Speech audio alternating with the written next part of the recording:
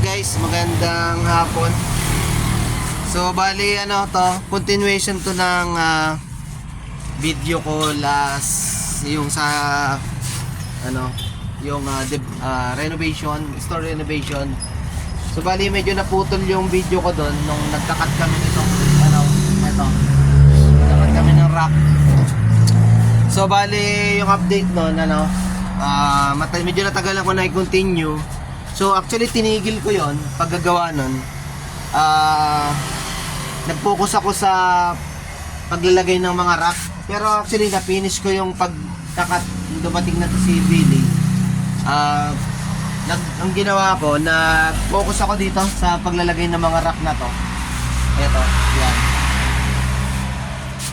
So yan, ito yung mga rack. So bumili ako, actually may dati akong 4 na rack galing doon sa dati kong tindahan. And then nagbili ako ng 2 bago. So total 6 na racks yung nailagay natin, ano. Kaya natigil sa development. So supposed to be yung plano dito sa side na to is, 'di ba, yung ganito. Eto, lagyan ng ganyan. Kaso lang meron kasing instances or case na bigla akong nabalitaan na napagplanuhan ng may-ari na ibenta tong space ko. So nahinto yung pag ano ko. So nag-focus lang ako dun sa mga.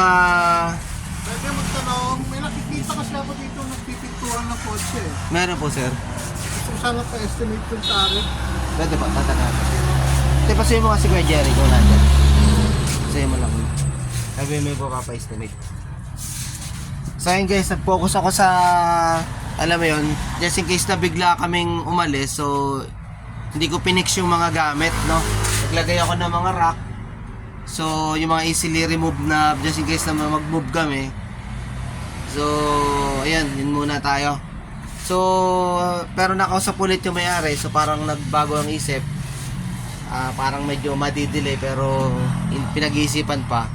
So kaya papalagyan ko lang, tinitraining ko yung tao ko na magpintura para mas madali siyang ma-memorize yung procedure ng pagpintura. Kaya ito, yung side na to na supposed to be lalagyan namin ng mga display. So papaayos ko lang muna, i-ready. And then if nakapag-sign ako ng contract dito sa tindahan by next month, so yun, magko-continue yung plano ko, ano po. So for ngayon, iayos lang namin to, iti-train. So update ko kayo for other development na po. So ayan. So nakita niyo naman kanina, nagbamasilya siya. So kukontinue pa yung kukontinue pa yung training niya ng aking tao.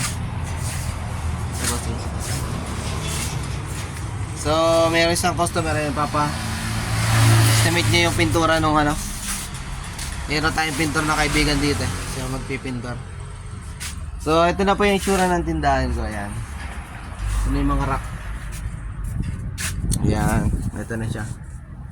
So punong-puno na siya ngayon.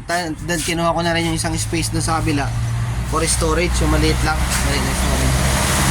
So yun, update ko kayo guys sa other development. So kumaya pag nag-primer, nag-top coat na siya, papakita ko sa inyo.